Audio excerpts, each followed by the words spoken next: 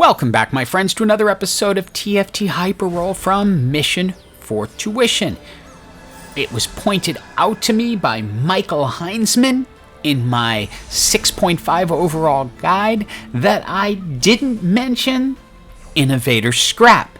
We will be rectifying that little oversight in a moment, but before we do that, it's called Mission for Tuition because we're trying to raise money for our son's middle and high school tuition because he has to go to a ridiculously expensive special school.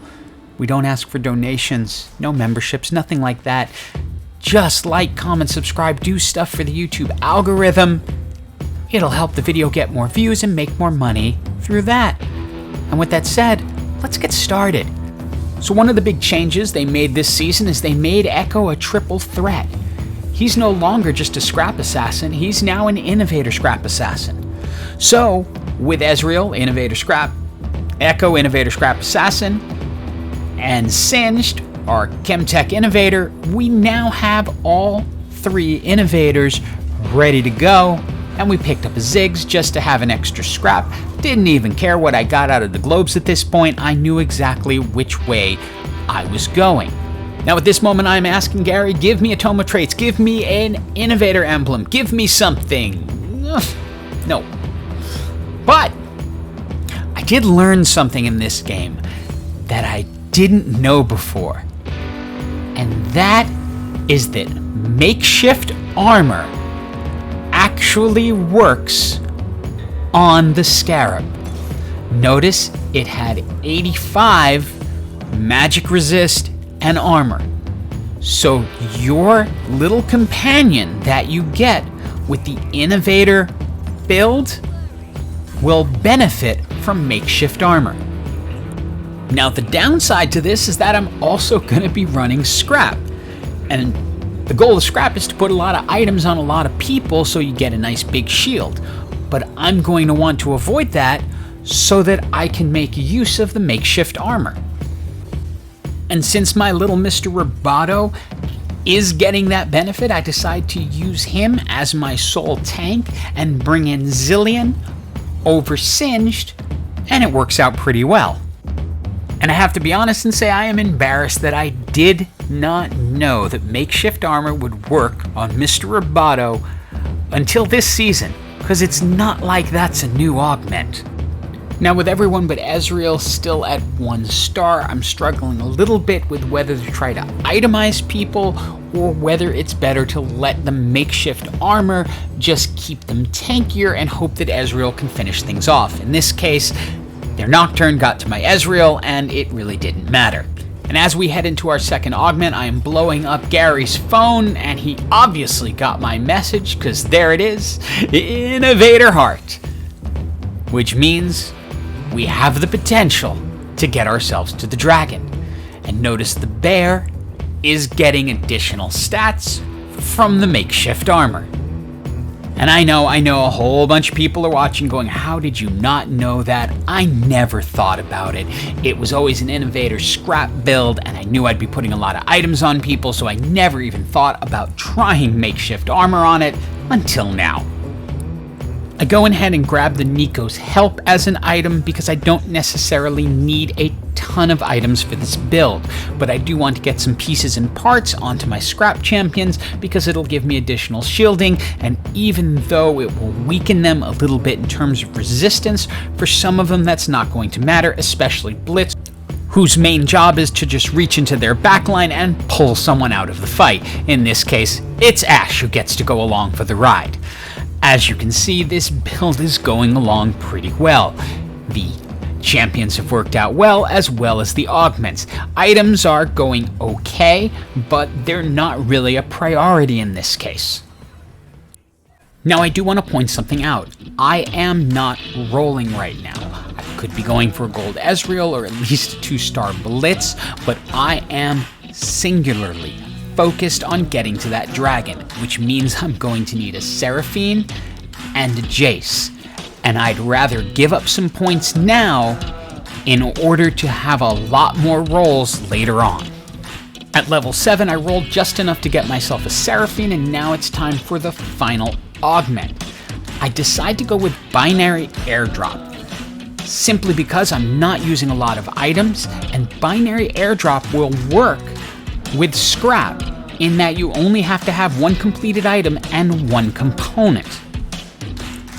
And with the amount of health I have, again, notice I'm not rolling, I'm holding on to the 51 gold. I could be searching for more powerful champions, but I know I can survive a couple of losses, and I want to make sure I get a Jace so I can get that dragon. Now this is a very risky strategy, because if I lose this one, I'm down pretty much to 1 life left and have a chance of getting knocked out of the top 4. But I feel that if I have enough rolls going into round 8, I can do it, and I did manage to win this one, holding on to 2 lives left. With over 70 gold, heading into round 8, it is time to roll down and find the rest of my team. And you know, Gary's been watching out for me so far, so I'm pretty sure he's going to have my back as I roll down looking for a Jace. And I'm even doing the little thing where I pick up any 5 I see, because that'll infinitesimally increase my chances of getting the 5 I want, because that 5 will not be in the board. But I've now rolled through 60 gold and there's no Jace. I go ahead and grab the Hextech Gunblade to put onto Echo, because again, remember, the scrap item will count as an item and it will create a 3rd item. So now Echo and Singed, Ezreal, and Blitz will all end up with 3.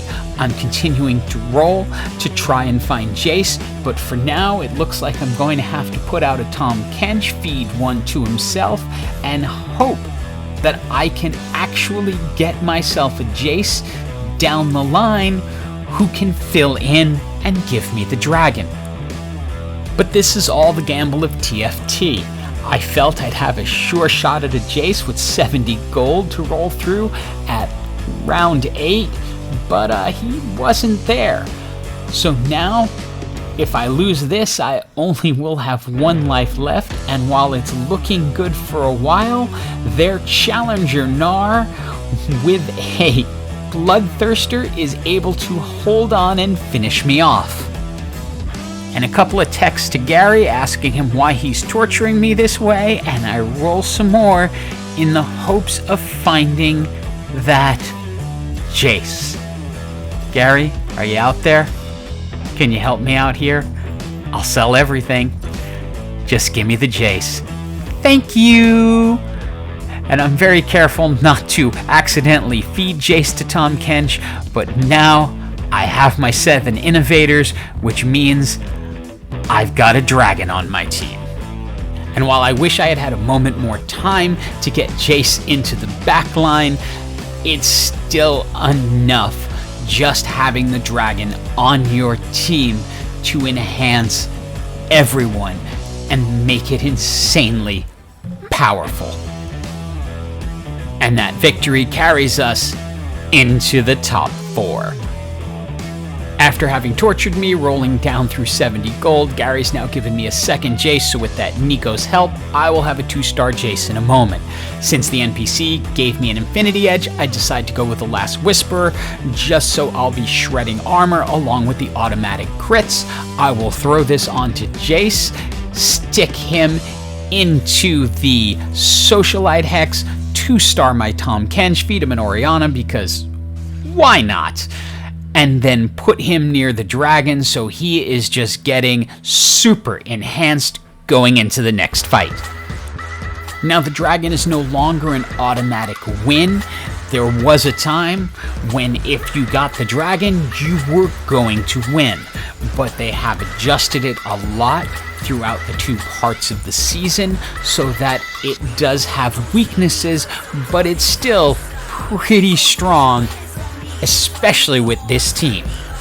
Remember that dragon is receiving the benefits of makeshift armor, although I'm not putting it directly into the front line because I want it protecting Jace, who I'm counting on at this point to be the team's ultimate carry, since he's 2-star and in the Socialite Hex. And we are down to the 1v1 sudden death match against an 8 Chemtech team. One short of 9, and Chemtech isn't what it used to be, but it can still be pretty deadly. I decide to bring the dragon back just a little bit to keep my backline just a tiny bit safer, since Tryndamere will come flying in and often do an absolute ton of damage. Although again, I'm really counting on Jace to be the carry here. With the Infinity Edge and Last Whisperer, he should weaken them up for the rest of my team to be able to take down, which goes absolutely perfectly, leading to the victory. So yes, Michael, Scrap Innovator still really strong. Thank you for pointing it out. Add this to your repertoire. Hope you enjoyed the video and have an absolutely awesome day.